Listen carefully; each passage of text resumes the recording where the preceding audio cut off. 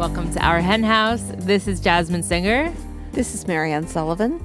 And we're so happy you're joining us for this week's show. It's a really good one. Marianne's guest this week is the amazing Trent Grassian, who has been doing research for his PhD, which concerns pretty much the questions we all think about all the time, which is, how do we get people to stop eating animals? This is a incredible interview. Lots of important stuff. And I know if you're listening to this, you're going to love it. Yeah, it really is a very, very interesting interview. Because I know I say this all the time, but remember how when you first stopped eating animals and you found out about factory farming, you thought, I just have to tell people and they'll stop eating animals, and how that didn't happen. Well, this kind of addresses the actual things that you have to do, not just tell them what's happening, because that didn't work. But there are things that we can all do, as we all know. And I just love that Dr. Trent Grassian, really put a lot of effort, not only into figuring this out and tracking down a lot of actual research, not just, anecdotal stories of what works, but actual research, and also making it very accessible to all of us. So, yeah, this is great work. Yes, so exciting. And you'll also be joining us later for Rising Anxieties. I will indeed. And this week on the bonus segment, which is available to all Flock members, Marianne will be continuing her conversation with Trent. So if you're a member of the Flock, you will get an email the Tuesday after this episode goes up with a link. You can also find it on the Flock Facebook page. And if you're not a member of the Flock yet, you can join for just $10 a month at ourhenhouse.org/donate. And while we're on the subject, please don't forget to support our sponsors. And before we get to that interview, I want to talk to you about, people think of moving as a life-altering event and something, one of the most stressful things that you can do in your life. And you have now done it again. You do it like every week or so. All the time. But you've moved into a very cool neighborhood, and I want to hear all about it. Yeah, I moved to West Hollywood, which is so fun. And it's pretty much everything you think about West Hollywood is true. I'm not sure everybody knows lots about West Hollywood, so they might not think anything about it other than, of course, it's Hollywood. So well, most people have heard of Hollywood. Right. I mean, it is, Hollywood and West Hollywood are pretty different. When I first moved to LA, I moved to Hollywood, and it was like kind of gritty and not that interesting and kind of run down. And then I moved to Koreatown and hooray for Hollywood. Koreatown doesn't have a song. Doesn't have a song, and as it shouldn't. But then I moved to West Hollywood just last week, which is its own town. It's actually not part of LA City, but it's in the middle of LA City, and it's only 1.9 miles big, and it is the gayborhood, like the gayborhood, like probably It's like the gayborhood of all gayborhoods. Pretty much. So like it's comparative to the Castro in San Francisco, or what Chelsea probably was like 20 years ago, but it's gayer.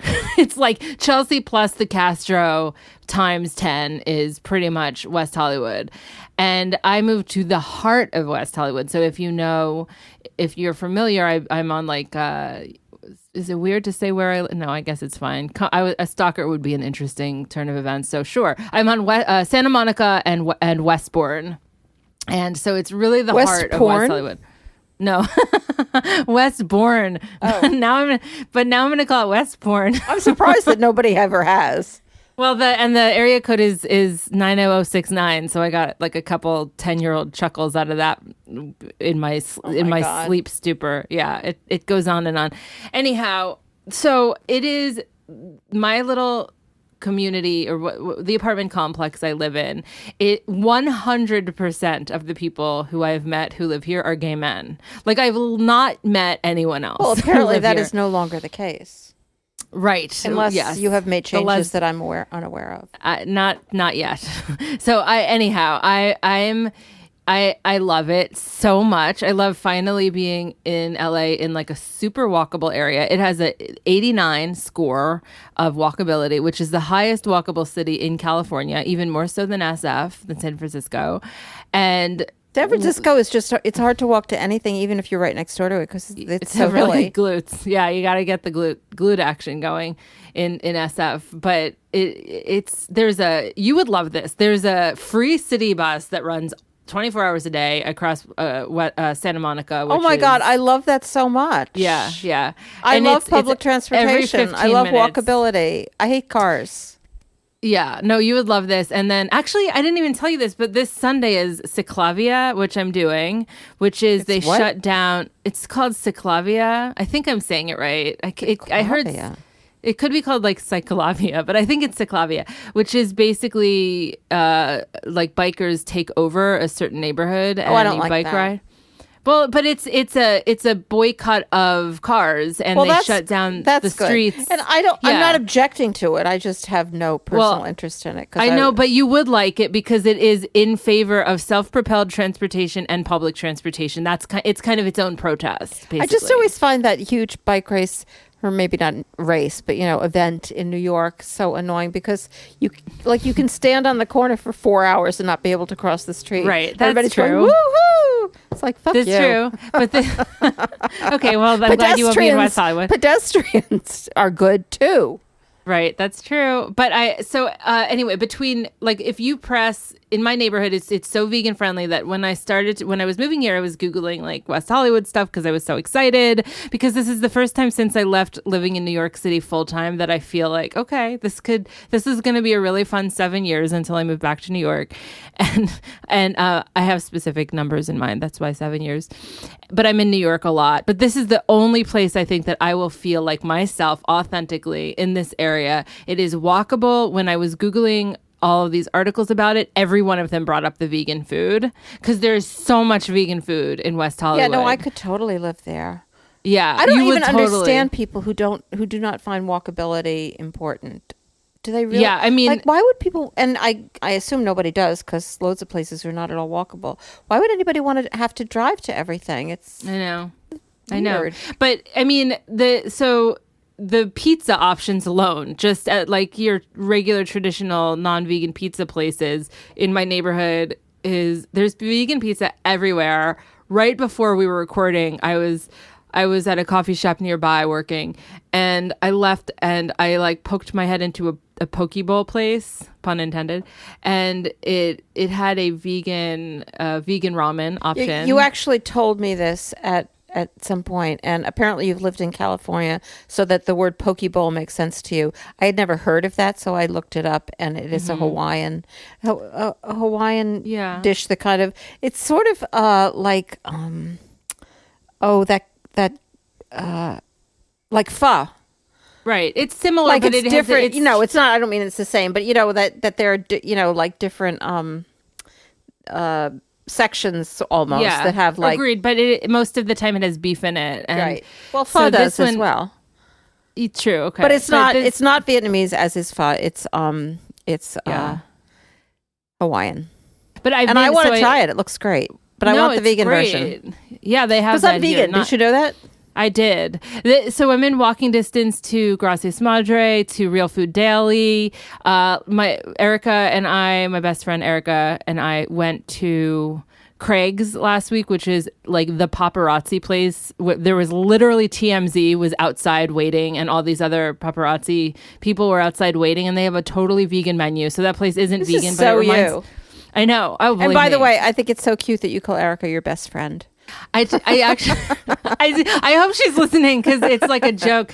I say it every time I can, and it was just her birthday, and I got her a best friend bracelet where I have one and she has one, and I got her an avocado keychain where like she has the side with the pit and I have the side without the pit. I'm leaning in hard to the best friend thing. But anyway, yeah, apparently I'm bougie. I'm a little embarrassed about it, but this is something of which you were unaware. No, I know. I love it, though. It's so vegan. It's just so gay. Last thing, there's dogs allowed everywhere. The first day I moved here, I went to Trader Joe's, and I saw 6 dogs at Trader Joe's. One was a Great Dane wearing a rainbow tutu. I sent you a photo of that. Yeah, and so I mean, like I'm so happy to be here. Yeah. No, it sounds like a great place. I would love it. Yeah. So actually, on the same subject, I want to chat real quick about Happy Cow, because Happy Cow is, of course, something that has been like embedded in all of our lives. I love Happy Cow. I know, me too. I love Happy Cow. We've had them on the podcast. And when you and I were traveling, like always we would need it. Like if without Happy Cow, we would have just been like sad vegans eating hummus in like a motel room. But Happy Cow I feel like it's probably going through a weird shift right now, because like now that Burger King has the Impossible Burger and like Carl's Jr. has the Beyond Burger and Del Taco and the Taco Bell vegan options and things like that, vegan food is like everywhere. Like we are seriously mainstreamed. So what happens to Happy Cow? It's so funny. I think there is still a hugely important role for Happy Cow. 100%. I mean, in the first place, what I really like to look at, particularly when I'm traveling, is not the places that have vegan options.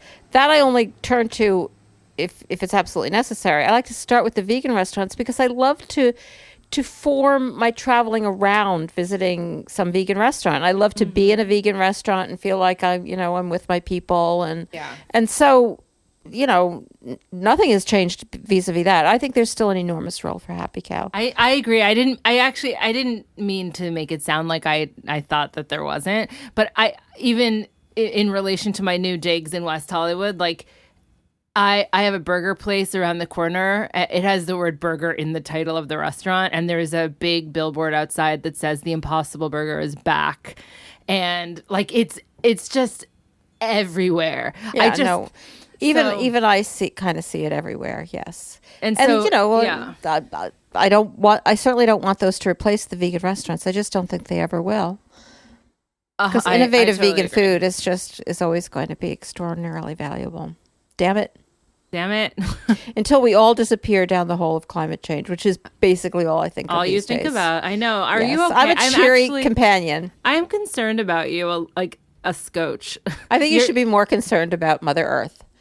Okay. All right. I've been concerned about her too, but I know that I feel like the way you describe it, you feel to me like when so many of us go vegan and we stare at people eating and we're like, why are you not eating vegan? Why are you not spending your time right now advocating for animals? I feel like you're going through that right now with the climate disaster. Like when there's two choices. Like you can either be in denial or you can face up to the reality and find a way to live in some kind of peace. And, not to ignore it, to work hard on it, but to find some kind of peace with it. And I think that anybody who's vegan for the animals agrees that denial is not the way. That's the way the rest of the world has gone. And we chose not to. We chose not to be in denial about this. We chose to, acknowledge the fact that we know that factory farming is going on and to put that in our heads and yet find a way to live in some kind of peace and joy, but still as an activist. And I don't think thinking of, I mean, not that it's suddenly a new thing to think about climate change. I just feel like it's suddenly reached a point where everybody is, including me, is reaching panic mode. And, I think it's important. I don't think I'm incapable of that much denial, so I have to find a way to live with it. I don't know exactly what the right expression is to talk about it, but to deal with life in light of this truth. Yeah, well, I think that's it. And it's day to day, and it's not becoming complacent, but it's not losing sight of, I mean, this is hard to say, but it's not losing sight of goodness in the, I think that's totally true. I just interviewed Amy Jean Davis for a future episode, and it was a phenomenal interview. She runs LA Pig Save, and one of the things she talked about, she didn't even go out of her way to say it, but I felt so much hope in everything she was saying.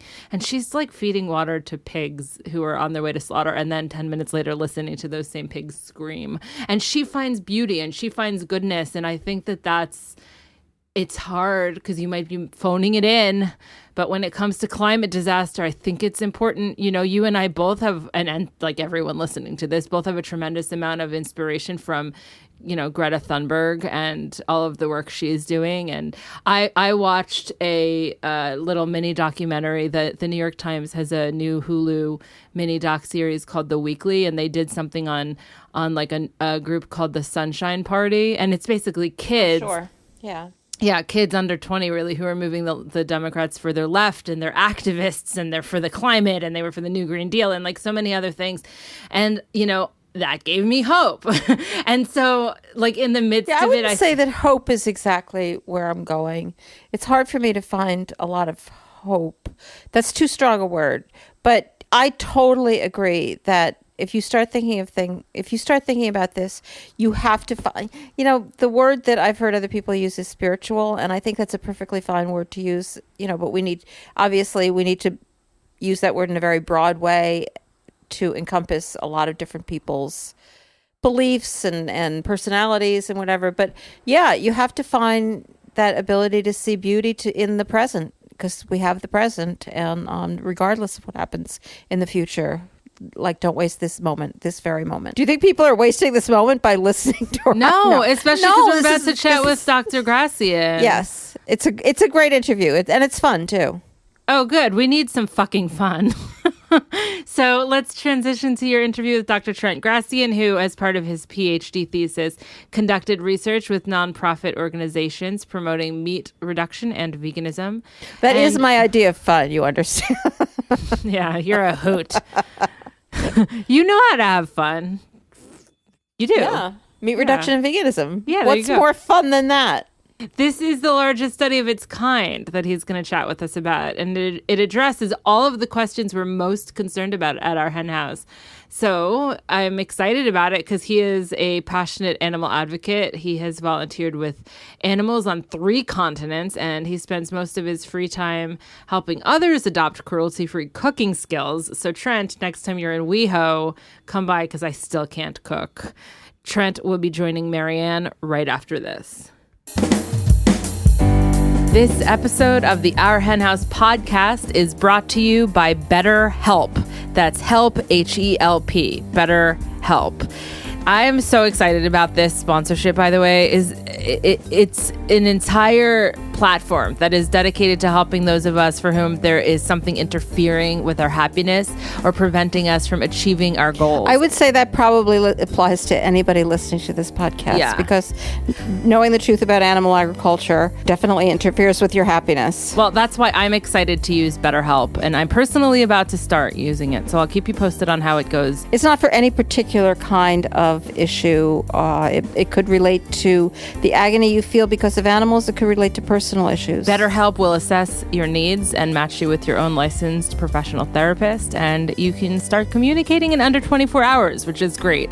It's important to note that it's not a crisis line. It's not self-help. It is professional counseling done securely online. It's all online, and that's great for me because I'm super busy and I don't have time to just be going to find all of these people in various corners of the town I'm in. Finding a counselor or a therapist is always such a hard job, and I think this really takes some of the angst out of it. There's a really broad range of expertise in their counselor network, and that, you know, for a lot of people, that broad range is not available locally, and it's really available for anybody worldwide. So that is a huge advantage. I'm really excited about BetterHelp specifically because of the fact that they always offer timely and thoughtful responses, and you can schedule weekly video or phone sessions, which I know you would appreciate, Marianne, because you hate the video sessions for anything. Yeah, I like to maintain as much distance between me and other humans as possible. Maybe that could be a subject of therapy. Maybe you need to start to, you have to contact BetterHelp immediately. It's actually committed to facilitating some really great therapeutic matches, so I bet they could find someone perfect for you. Yes, it's a stretch, but, you know, out there is somewhere. Well, there's got to be someone, and they do make it free of charge to change counselors if you need to. Another thing I really like is that you can log in anytime and send a message, which, you can do with regular therapists, but I always feel a little uncomfortable about it. But this is part of the service. And obviously it's not as expensive as traditional offline counseling. Actually, it says, from what they told us, financial aid is available. I'm not sure what the standards are for that, but it's nice to know that it's available. And, I think that their whole goal is to help people start living happier lives. Which is right away. Great. Because if we're an animal advocate and you're listening to our hen house, you know that hope is a strategy and that sometimes life gets you down.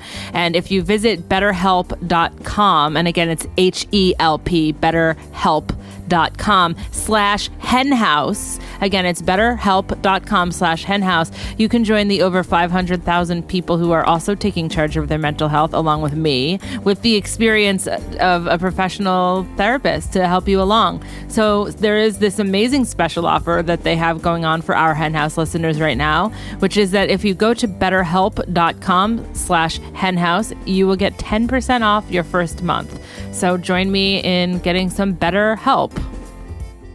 Welcome to our hen house, Trent. Thank you, Marian. Happy to be here. It is a pleasure to have you here because there's a lot of things to talk to you about, but obviously we have to spend our time talking about this fascinating research that you have completed. And as I understand it, correct me if I'm wrong, all this research was done in the UK, and you were analyzing campaigns that were being pursued by various organizations, maybe with different tweaks and different approaches, encouraging either the reduction or cessation of eating animals and figuring out their impact. Is that right? And can you give us an idea of what your goals were when you started to do this research?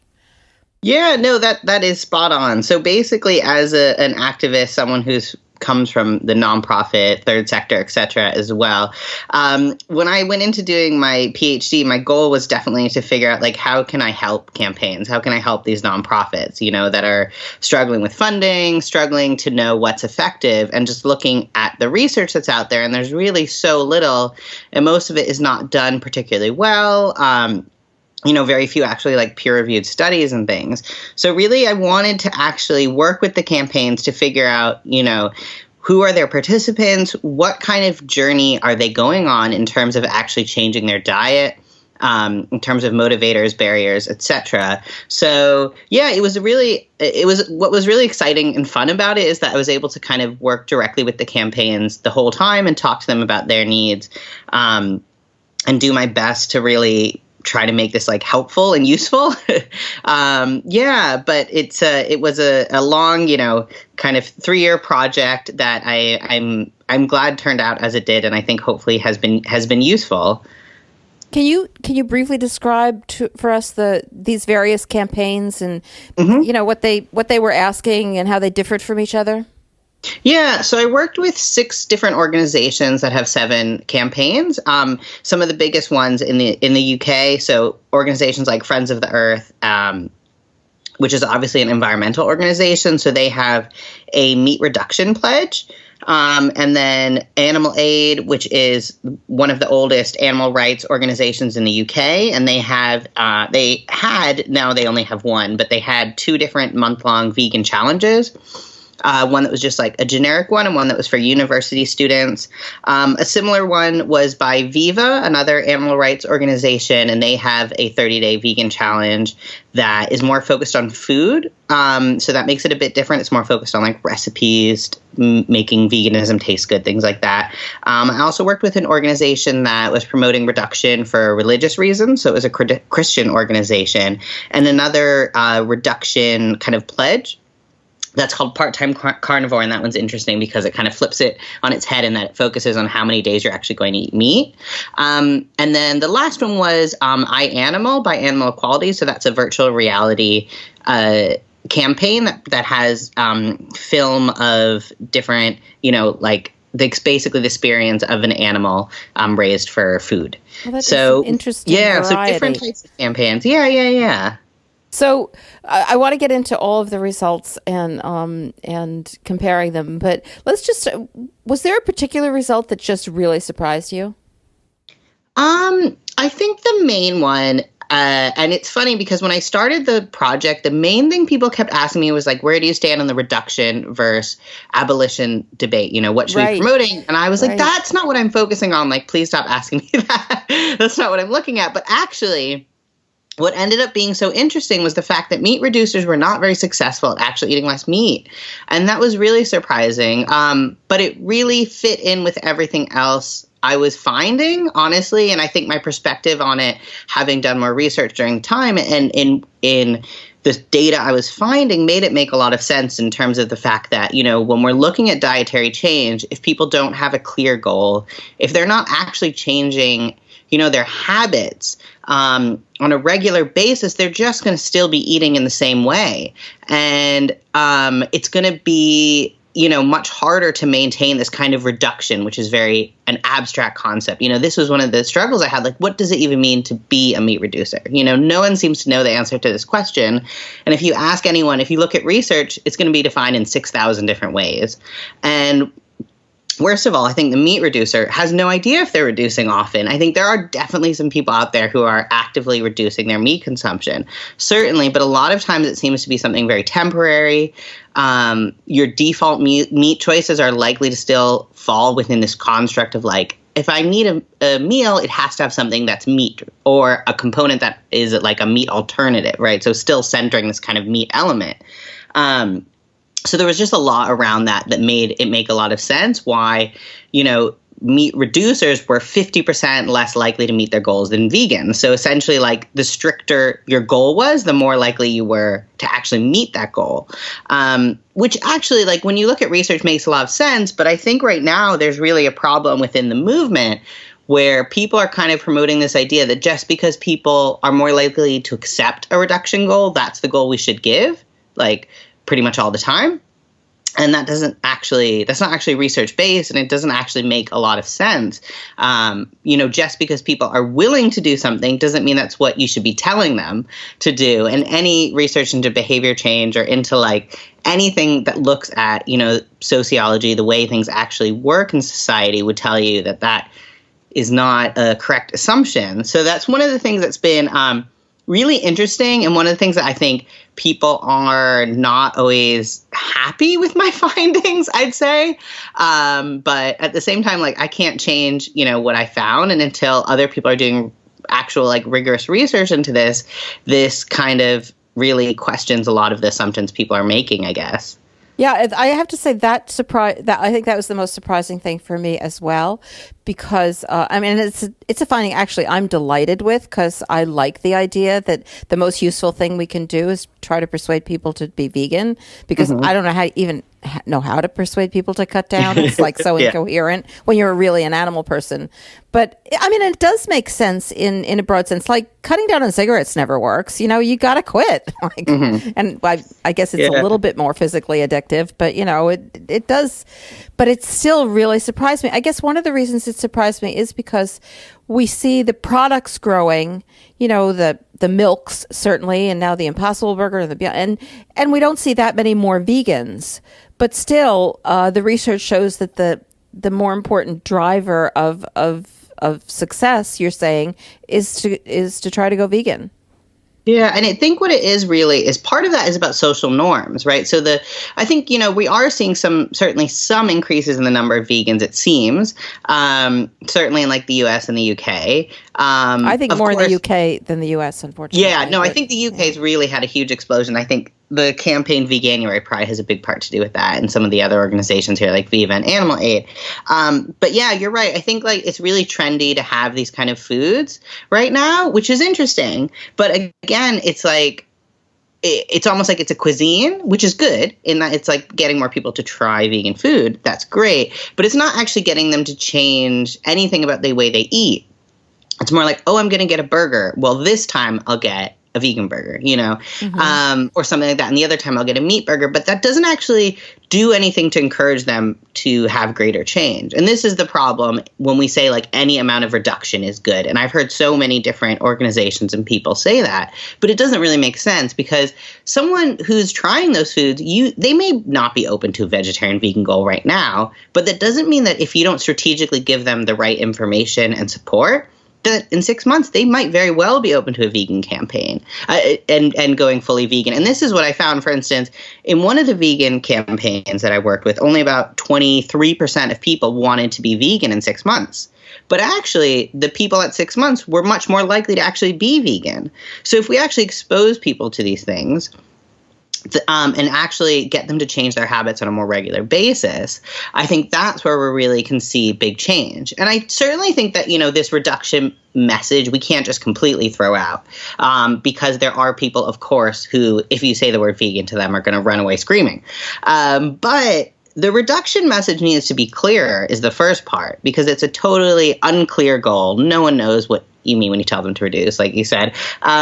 And it needs to be a more stepped approach, because if someone is not eating meat 2 days a week, say, that's great. But how do we get them to then go 3 days a week? And why are we assuming that's enough and that we shouldn't encourage them to make greater changes? That's where, the reduction message doesn't make sense.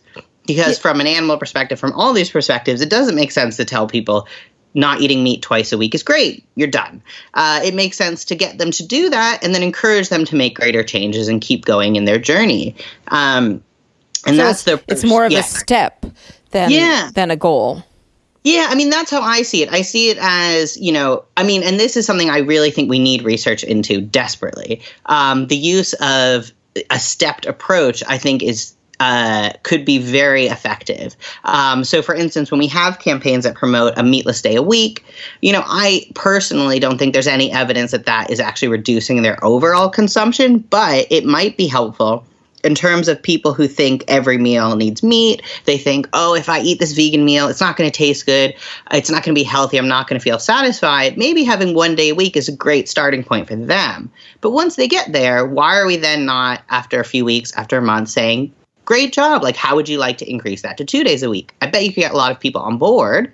Because now they know that the food's okay. Yeah, now they know it's okay. Now they can integrate the habits more. And one of the things I found was that it seems like these kind of meat reducers, a few issues come up. One is that it's very temporary, I'd say. A lot of times, like, things come up and, oh, I'm busy now, so I'm not doing it anymore. Oh, I'll get back to it later. Now I'm reducing again, things like that. Whereas if you're not eating it, that doesn't happen, right? You're not going to be like, oh, well, I'll eat a little bit now. Or maybe you slip up every once in a while. That can happen. But I think that's very different, and it's easier to fall back on your goal of not eating it. The other thing was it seemed like this group was much more likely to gain skills in recipe finding.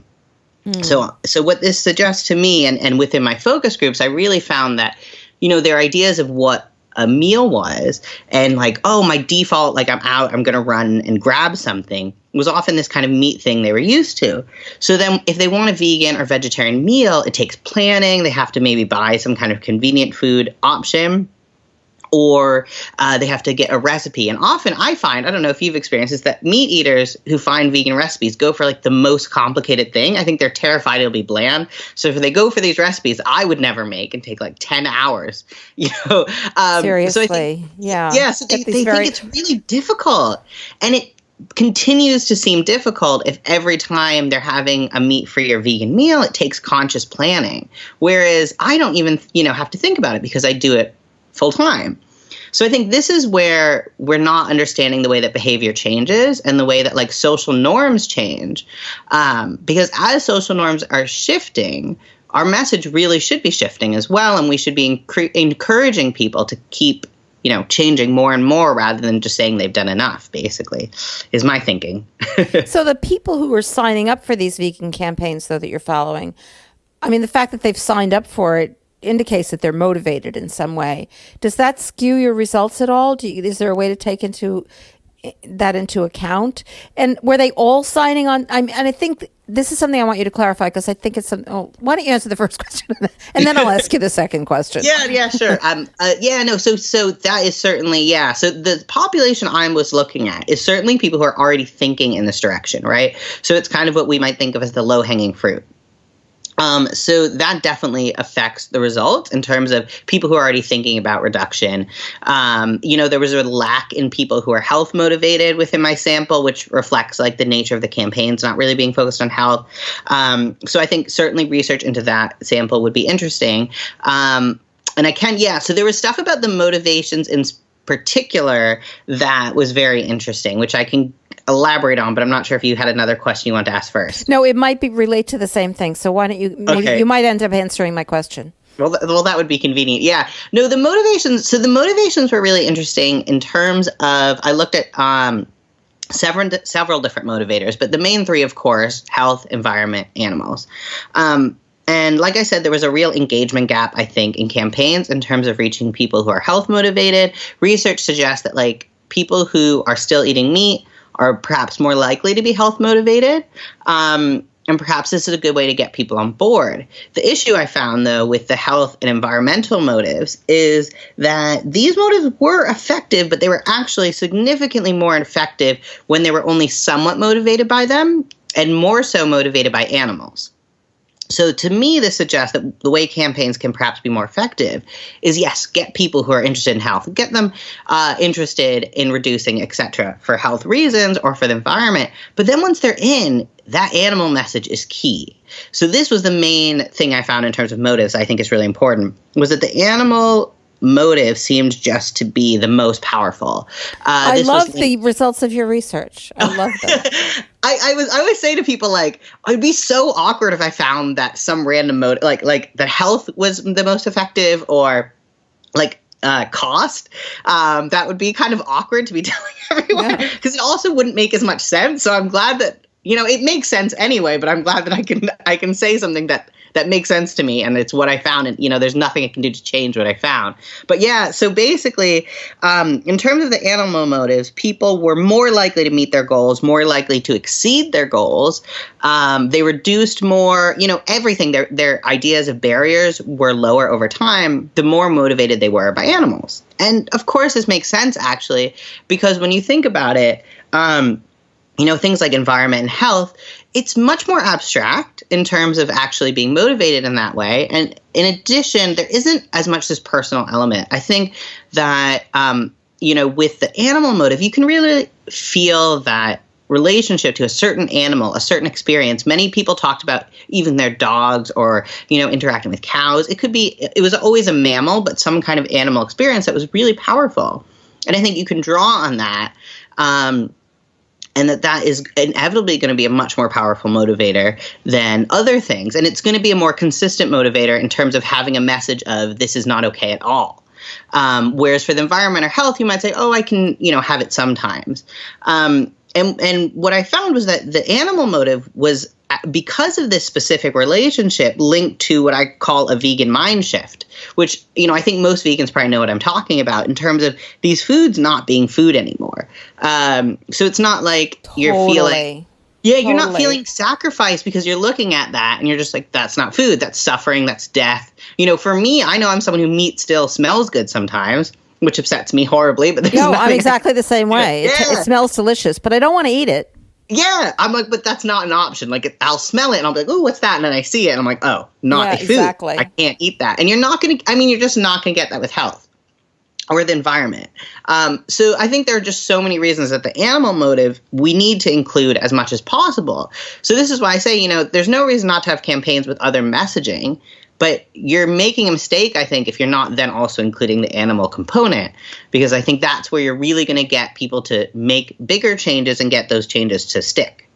I totally love that result, not only because it comports with, my thinking and my heart, but because it also will translate into people taking animals into account in bigger ways. As we all know, once you stop eating them, you start paying more attention. And so, I think that's very, very powerful. It was not, however, the question I was going to ask a long time ago. Okay, here we go. Because one of the things that I was interested in, now we're going back a little bit, because I'm so interested in the fact that the people trying to be vegan is more powerful than people trying to cut down. And then the question of whether people who sign up for a vegan campaign would be more motivated? Does that skew those results? But so the question I wanted to ask is, were these people primarily signing on to these campaigns with the idea that they would go vegan personally, or were they just trying it on for size? Or what were the goals of people signing on to a campaign? Were they like, I've always wanted to go vegan, now I'm going to start, and this campaign is going to help me? Or was it something else? Yeah, that's a good question. Yeah, so this is what was interesting. So I think that different vegan campaigns with different information are going to draw different people, essentially. So the Viva campaign that was very much just focused on recipes, giving people information about food, somewhere over 60%, I want to say it was like 67% of people said they wanted to be vegan in 6 months. So I think this was people who were like, okay, I really want to go vegan. How do I do this? Let me just sign up to this campaign. It's going to give me the information I need. Whereas the animal aid campaign drew people who about 3/4 did not want to be vegan in 6 months. This would suggest to me, if they're saying they don't be vegan in 6 months, maybe somewhere in their head is the idea that they'd be vegan one day, but they're certainly not planning it in the near future. But I think a lot of people, kind of like Veganuary, similarly, just try it out for a month. I know a lot of people who do vegan or vegetarian challenges for themselves, like for a couple weeks or a month or something. And it's just a way, I think, to try it out. Maybe some people just reduce their overall consumption. But I think the trick here is that when people do it for a month, that's a real opportunity to get them to make this permanent change.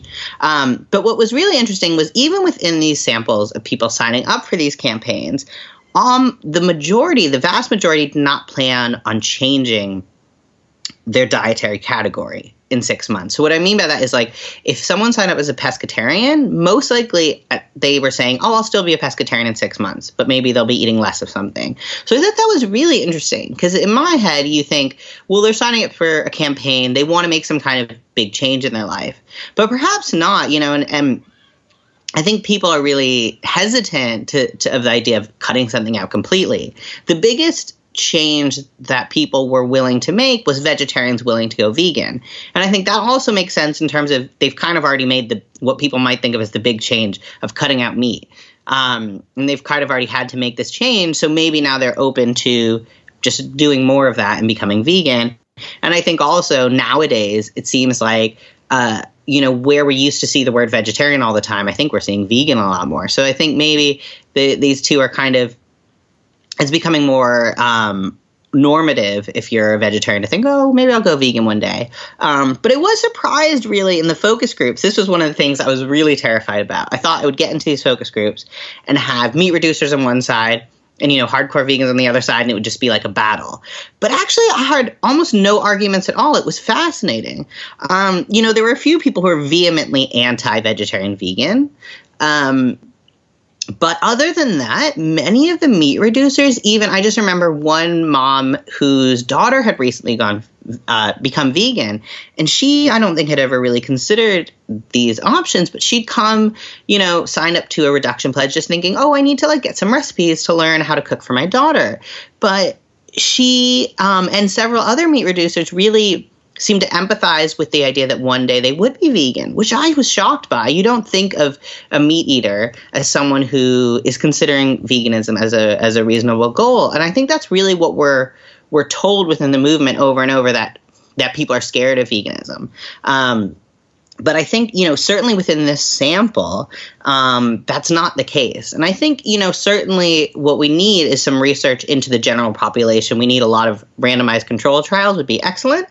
So if anyone has funding out there, we need to make that happen. But yeah, I think that's where the next step is certainly. I always say, with my research, my goal was really not to answer questions, but to really figure out what questions we need to be asking. And I think hopefully I've done that a bit and come up with some potential, things that we weren't thinking before. But really, we need to understand the way messaging can work in the general population, and the way different types of targeted messaging, so messaging that has to do with people's individual needs, could work. So if people are interested in cooking or not, I think that was a huge difference I found. Things like that. And like I said, the use of a stepped approach is something I'm telling everyone that I think is something I imagine to be particularly effective if it's used well. Yes, hopefully that answers your question. Yeah, and more so. I think that cooking barrier is a huge issue. I think that so much vegan advocacy is focused on recipes. I'm really not a cook, I don't like my favorite meal, pretty much my go-to meal is a can of very, very good quality, like vegan soup, like an Amy soup or something. And then I mix in a lot of vegetables and I heat it up and I eat it and it's good. And it took me 5 minutes. That's my style. And so much vegan advocacy, as you pointed out, is focused on becoming a chef. Like, you don't have to become a chef. But another barrier that you talked about in your results that I think is really interesting is identity. And that really seems to relate to what you were just saying. Like, people think that they might become vegan in the future, you were saying. But if I understood your results correctly, like adopting this identity as a vegan is a barrier. I understand that, like it's hard to adopt a new identity. And you also talk about this phrase, which I thought was very interesting, the need to perform veganism. So can you talk to this a little bit? Yeah. So identity is certainly an interesting one. And I think, there's research about adopting identity, politicized identity, which includes things like vegetarian and veganism. And as with my research, it seems like it's something that happens over time. And I think particularly with something like vegetarianism or veganism, you're not necessarily going to say you're vegetarian or vegan the first day, you're following that diet, which I know is how I felt as well. It's kind of like you have to follow it for a certain amount of time before it can become part of who you are. And I think your perspective really can change very much based on that. But, I found a lot about the social element as being one of the biggest barriers, I think, particularly for new vegans, which hasn't been looked at too much in research, but I think is unsurprising to any vegan that, you go vegan and you're really excited, you're making this change, and then everyone around you is not necessarily being particularly supportive. You're bringing, your lentil soup with vegetables for lunch to work, and people are like, what are you eating? And they're asking all these questions. Suddenly you have to be an expert on like backyard hens and all this other stuff. That's like, oh my God, I really don't want to deal with this. There's so much stigma around veganism, vegetarianism, particularly around like masculinity, a lot of other areas as well. So these kind of things can come up and you have no idea. So I think, this is another area where campaigns can, I think, improve the information they're giving by giving people support and maybe prepare them a little bit. Because I know I wasn't prepared and was shocked how I definitely lost friends over becoming vegan and did not expect that at all. Which, there's just the stigma around it, and it can be seen as quite an elite thing. So particularly, like, I found that within kind of social justice spaces, it was seen as almost like snobbery to be like, I'm better than you by being vegan, which is interesting. But so I think, that's a conversation. In that one tiny little aspect, you are. But don't tell anybody I said that. Yeah. Just like, I don't understand. So the social stuff came up as really important. I think links very closely to identity and your ideas around identity and where you're from, if you're from a rural setting, if you're not used to being around vegetarians or vegans, etc. And yes, there were people who said like, well, I identify as vegetarian but following a vegan diet because they felt like they weren't fully following all the other components of veganism. And this is where perhaps we can have issues with people trying to, make it about all these like little things that you have to do to be absolutely perfect 100% vegan, when in the modern world, if we actually look at what it means to be vegan, no one is 100% following all those things if you take any medication, etc.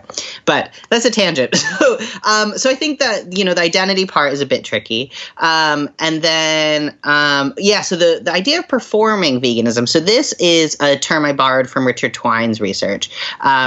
Into the idea of a vegan killjoy, which he takes from the idea of a feminist killjoy. But the idea being that,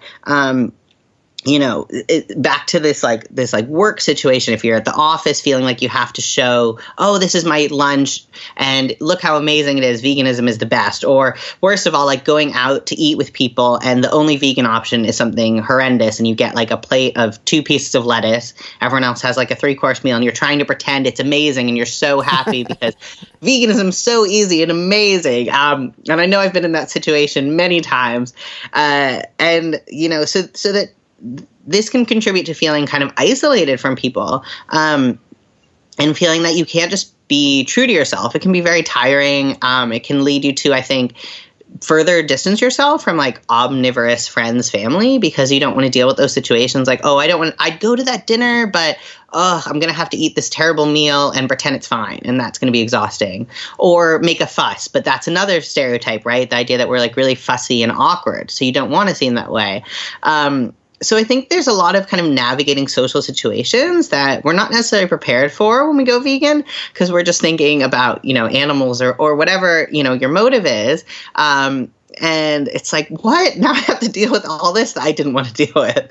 But I think, coming up with good strategies, and this is where I think things like the availability increasing can make a huge difference, because in the UK it is, I've been here 5 years, and the explosion here it's mind-blowing. And I feel like now I don't even worry that I can go out to eat with people and I'll be able to find food.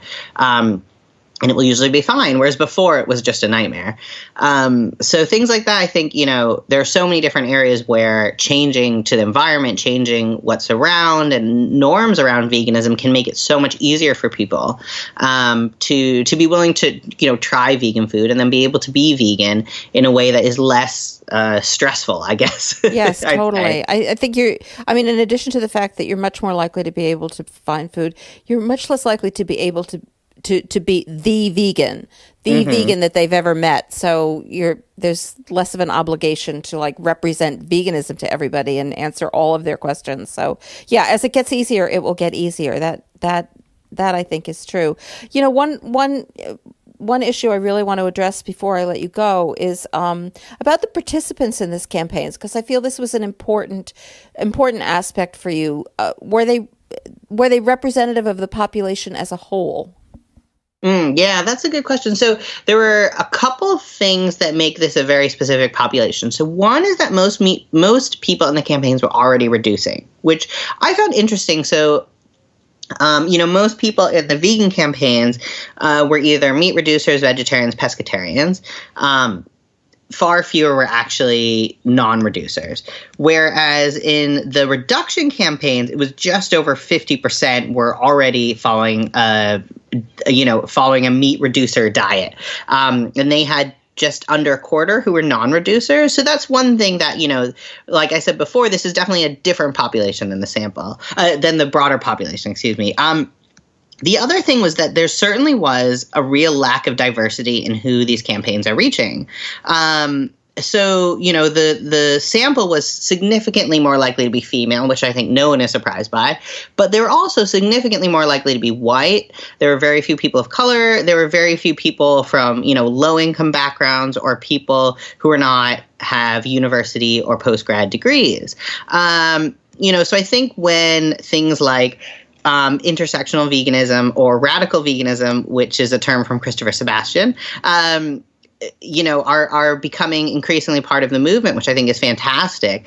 It's really showing that there are some issues with the way that perhaps we're thinking about changing the world, and we're thinking about like trying to make a vegan world, etc. And yeah, so one thing that I think came up was the idea that a lot of these campaigns kind of have they don't really have like a target audience in terms of just creating a kind of generic campaign where they're hoping anyone would participate, which, like I've already said, I think we need more targeted messaging to reach people with different needs. But I think an issue is when, nonprofits tend to not pay particularly well.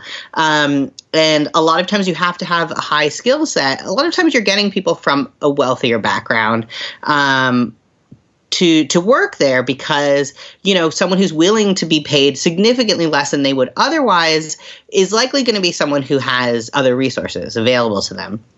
And this is something that, is just a problem with nonprofits. It's not a criticism of them. It's just simply the way it is. But the problem is then when you have, people from this kind of background, it's much more likely, I think, that you're going to think, oh, well, how do we get people? Or like, what do people need? And thinking about messaging that would work for you. And you might also not be using very representative people in your messaging and advertising, which other research has looked into in terms of, there's a lot of research about the use of like gendered stereotypes, et cetera, or like racialized norms, within campaigns. And that's definitely not something I'm saying about any of these campaigns whatsoever. But I think, thinking more strategically about social justice issues in relation to veganism, et cetera, is going to take us much further in terms of actually, so many things are related. And what I find really interesting, for instance, is I follow so many different human rights, social justice things on Instagram, social media, and they all share things about other campaigns. So if you follow, Undocu Media, they're going to share something about LGBTQ rights. But if you're following a vegan organization or an animal organization, you're never going to see them share things about human rights. It's always going to be about animals, maybe the environment, or, human health. And I find that very weird. And it's almost like a fear that will turn people off. But in reality, I think organizations could be much stronger if they recognize that all these issues are related. And not just related, but if we want to make a more just and fair world, we should be caring about all these things. So I think that, one thing I would love is for organizations to start embracing the idea that they should be talking about human issues, because you're going to have, if nothing else, you're going to have LGBTQ staff members. And I know people who work at organizations where I've heard some very concerning things. I won't say anything more than that. But things like that, or, where, there's only one person of color at your whole organization. And how is that person going to feel when they're the only person there? And when your messaging isn't necessarily as inclusive as it should be. So this is something that I'm very passionate about. And I think I'm really hoping that organizations can reach out to some of these organizations that are already doing a great job of kind of using this intersectional framework that includes human oppression, like, A Well-Fed World, Food Empowerment Project, and Compass. I mean, there's so many. I could go on, but this is another area that I'm really hopeful that having some actual data that shows this is, something that we need to address within our movement. And of course, this is from the UK, but I would guess that, research in the US would find something similar. But that this is something we need to start thinking about. It isn't something that we should just take for granted as, if we just put out a campaign, we'll reach everyone and our movement is inclusive. Whereas we know that just saying something is inclusive or just, wanting to reach everyone doesn't necessarily mean that you're doing that. Yeah, it's a much more complicated question than that. And it's really important. I really love the idea of more and more research going into how to reach all of these populations, and not necessarily how the animal rights movement should reach out to other populations. It's really, the animal rights movement is present in every population, and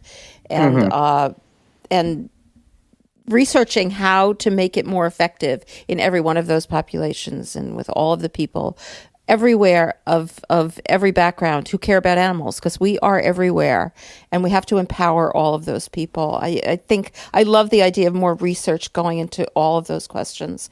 So there's so much more to talk about, but we can't talk about it all because you came up with a lot of information. So tell me where people can read about your study in detail. I know it's a little intimidating to interview somebody who's done this kind of elaborate research, but I took advantage of the terrific and elaborate, but not intimidating overview that you provided. So tell people where they can find that. Oh, thank you. Yeah. So when I finished my research, the first thing I did was made this report. It took a lot of work, that's but clear. I'm really glad I did, because that was my goal. I want something freely available for everyone to read.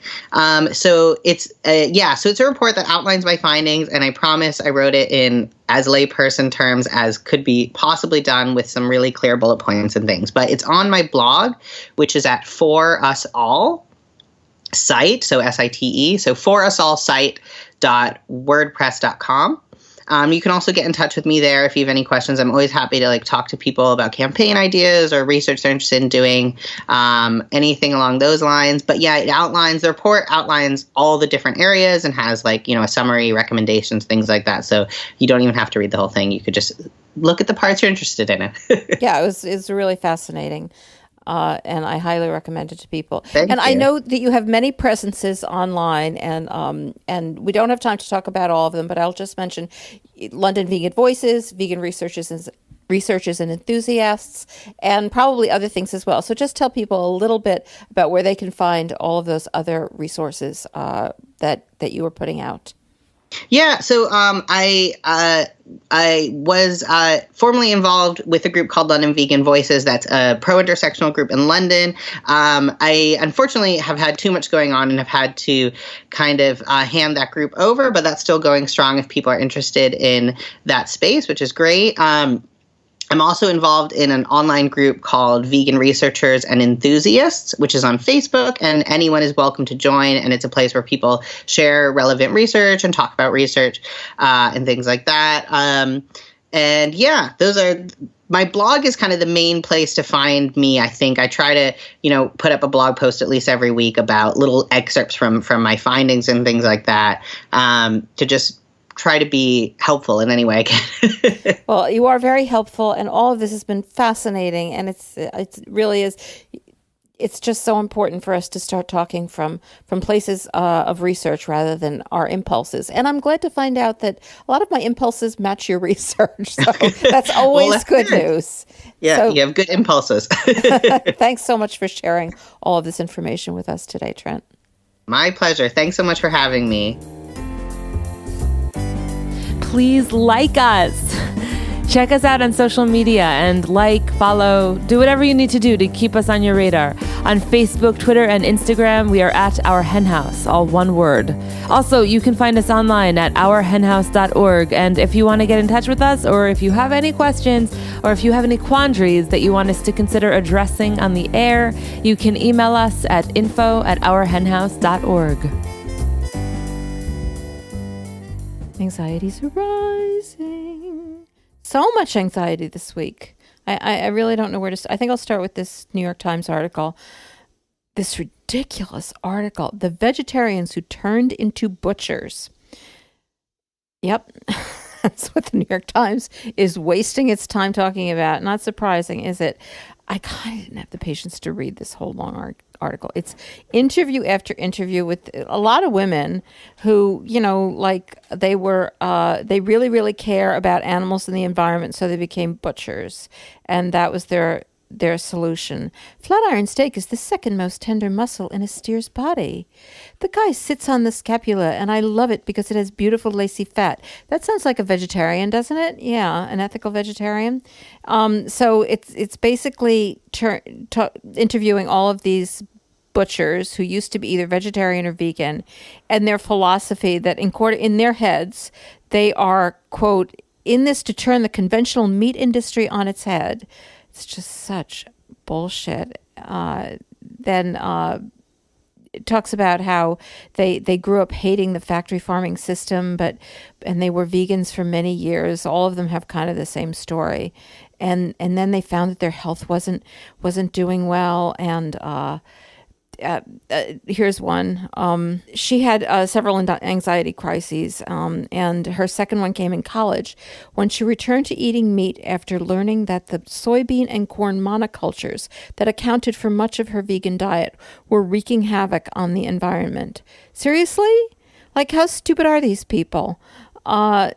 In the first place, you don't have to just eat soybean and corn monocultures. And the reason we have soybean and corn monocultures is because they're being fed to animals, not because people are vegan. Of course, they don't think that they're all very, quote unquote, ethical about their meat eating. They all think it should be pasture raised, and they believe in grassland ranching. Do they not know how dreadful this is for climate change implications? Do they not know anything? I kind of think they don't. Why does the New York Times do this? Well, we know why the New York Times does this, because they these people are in love with this fantasy that they can have their expensive meat and be virtuous people, and everybody else, well, who knows? Like, what are they supposed to do? There's one in here who says that he tries to keep the price of his of some of his meat low, but cheap meat isn't a win. I want people to spend the same amount on meat they do now and buy better meat, but less of it. Yeah, that's going to happen. Like, these people live in a fantasy world. It drives me crazy. Listen to this one. After spending her high school and college years subsisting on a vegetarian diet of flavored yogurt, garden burgers, pizza pockets, and mac and cheese with frozen vegetables mixed in, she began eating meat again in Europe, where she worked on farms for a few years. Then she goes on to talk about how she felt so much better. Well, she was eating total crap. Like, of course she felt better. Oh, my God. Oh, my God. It goes on and on and on. And it's just like, how are we still offering these excuses? Another thing that you probably want to know is that vegans are cyberbullying Canadian farmers into depression. This is from narcity.com. Yes, because vegans talk on social media about how much they hate animal farming and make accusations, criticisms, and, of course, even physical threats, though, of course, none of these physical threats are even quoted in here. It's really bothering farmers. And so, what's the solution here? Where do we draw the line, as this article says? Well, exactly what line are you planning on drawing? Not allowing people to tell the truth about what's happening on farms. And there was one that took screenshots of my photos. He shared them on his feed after adding knives to my face and writing the words psychopath on my forehead. All right, it's a little aggressive. It made me so scared. It's a little aggressive, but, like, you're holding knives to, like, if you do what you do, you have to expect to be criticized. That's how it is. Like, just get over it. A lot of people hate what you do to animals with very, very good reason. And the solution to this whole problem really isn't to they don't even say what they're suggesting the solution is, but there's the implication that this should be stopped somehow. And then the article points out, for many Canadian farmers, changing up their privacy settings online is the only option to combat the issue. Well, there you go. I mean, case solved, solution offered. Like, why are we writing an article about this? All right, this is a crazy one. This is from WTNH.com, which is in Connecticut. Bloomfield butcher arrested after killing calf in Connecticut Home Depot parking lot. Yes, this has to do with a butcher from a place called Saba Live Poultry, and they're clearly Muslim. Badr Mossayed is the name of and as a result, they probably, it doesn't say so specifically, so I shouldn't say they're clearly Muslim, but the implication is, for me, that this is a halal slaughter place. And so a calf escapes. And the calf runs across the road to the Home Depot. One of the guys tries to shoot the calf with an arrow, which really does seem would upset anybody. But the other thing, I mean, the real point that I'm trying to make is then the other, the employees all run across the street because, this was a mistake and it happens and calves escape and it's apparently just a little baby. And so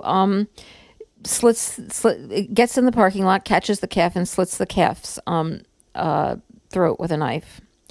And the calf dies in 1.5 minutes. You know how they always say it's instant? Well, apparently it was 1.5 minutes, according to this article. And they said this is how cows are killed in the shop. And they were issued an infraction. They weren't actually arrested, but they were issuing an infraction for creating a public disturbance.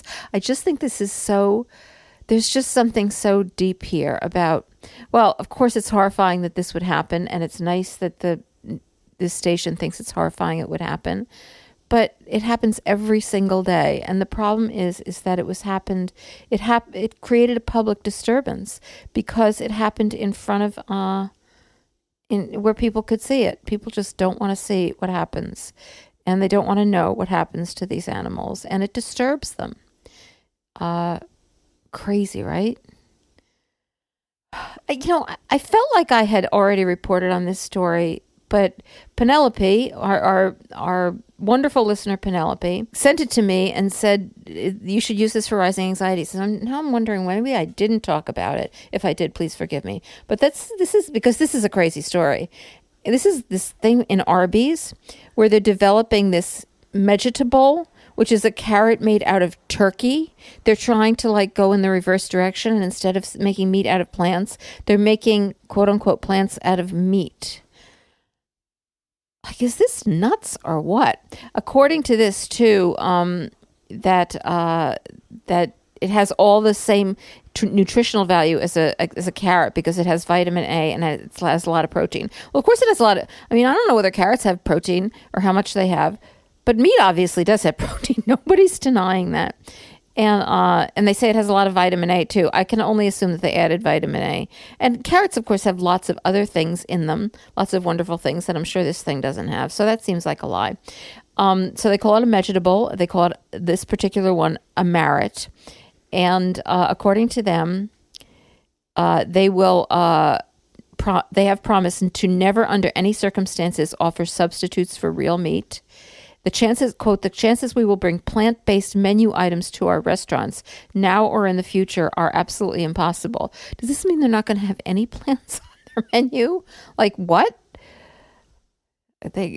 This is deeply rising anxieties. This is just crazy. They're not selling it yet. It's kind of a sample they created apparently to get publicity, which I guess worked. Is this good publicity? It sure doesn't sound like it to me, but I guess it is for some people. But there are people within Arby's who are really trying to get it on the menu. According to this article, it tastes like a carrot. I don't see how that could be true. But it has, because it says it's maple flavored. Carrots don't taste maple flavored, but it doesn't have the same crunch because it's made out of a turkey's body. That's why. As I said, a lot of crazy stories out there this week because anxieties are definitely rising. Thank you so much for joining us for this week's show. As always, if you liked it, please support it by joining our flock at ourhenhouse.org/donate or by making whatever donation you are comfortable with.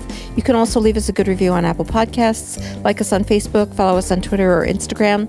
And of course, if you shop on Amazon, you can use Amazon Smile using Our Hen House as your favorite charity. And most of all, please tell your friends about us. Tell your enemies about us if they care about animals. Please tell them about Our Hen House and help us grow our audience. If you are one of our listeners who already support us, thank you so much. Thank you to my co-host Jasmine Singer and to Michael Herron and John Frusciante for their work in producing the podcast. We'll be back next week with a brand new show. Don't forget to subscribe in Apple Podcasts or in your favorite podcatcher. If you're a Flock member, remember to check your email or the Flock Facebook page on Tuesday for your bonus content. In the meantime, keep doing whatever it is that you do to change the world for animals. You are all they've got. For more great iRule podcasts, visit irulepod.com. That's IROARPOD.com.